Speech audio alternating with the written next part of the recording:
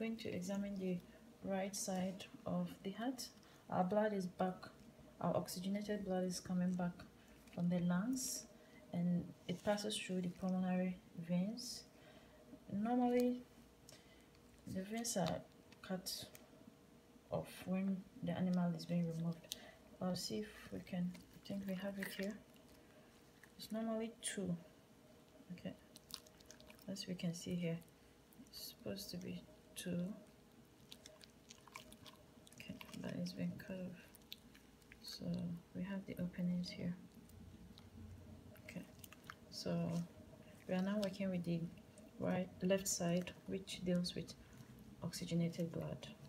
So our next incision would be through the left atrium.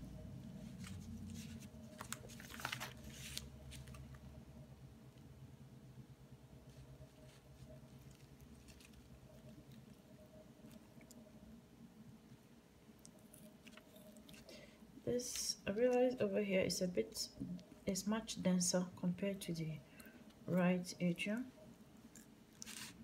It's much denser. So we have the right atrium. Yes. Okay. So over here we can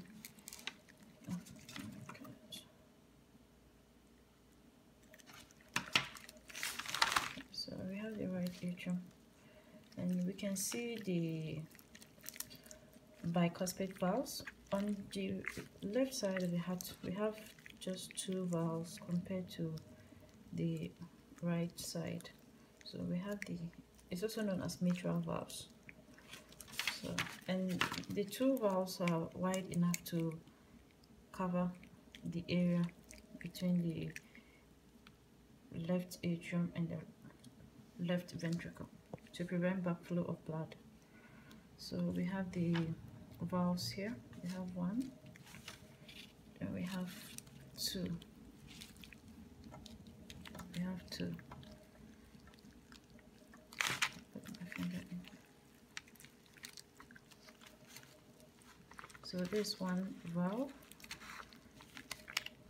and this another valve, and these valves are held in place by the caudal tendinae, which look like strings, and they look much tougher here compared to the left side, compared to the right side of the heart. And these caudal tendinae are also held in place by the papillary muscles.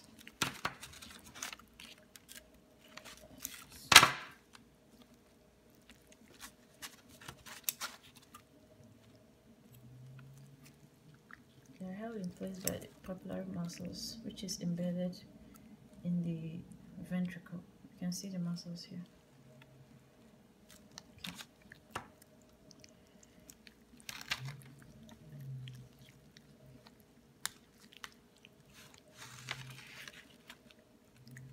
Okay, so now when the blood comes from the lungs into the left ventricle, it flows through to the when blood comes from the lungs to the left atrium, then it goes down to the left ventricle.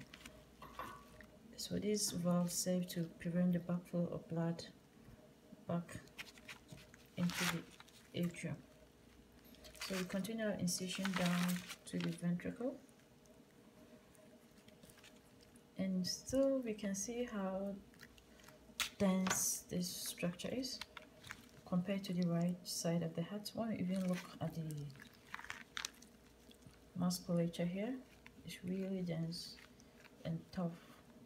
This is so because the left ventricle has to pump blood under a required pressure to get to the other parts of the body, but the right ventricle has to pump blood through the pulmonary trunk to the lungs, which isn't under much pressure compared to the left ventricle. So that explains why the left ventricle is much thicker and denser because it has to pump blood under the required pressure to the rest of the body.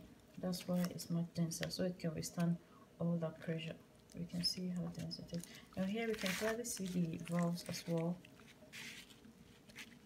You see, there's one here and there's another one here, and it's all by the caudate tendinae and then the papillary muscles.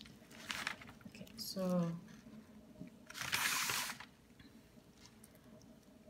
our next incision, as we run through our finger, through the septum, it takes us to the aorta, which is a muscular structure, and this aorta can expand because of its muscular nature.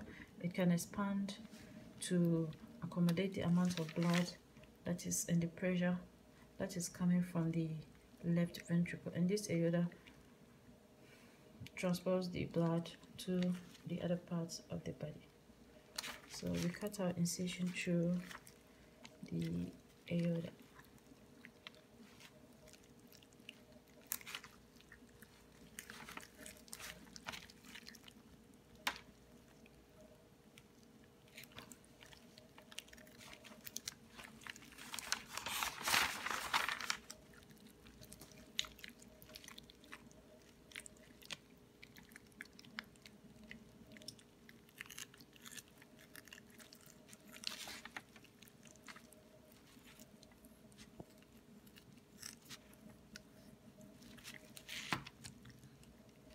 So now our aorta is open,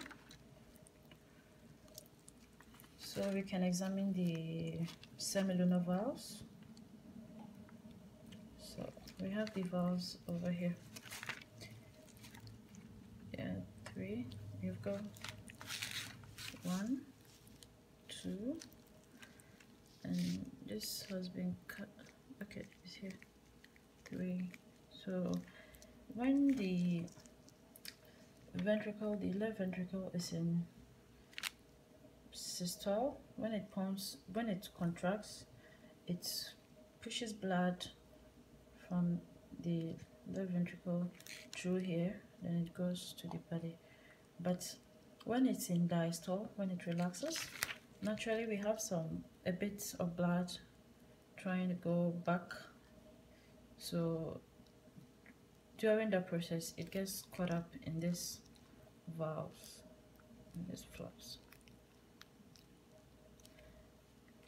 And another structure we can examine here in the aorta is the coronary arteries, the opening of the coronary arteries.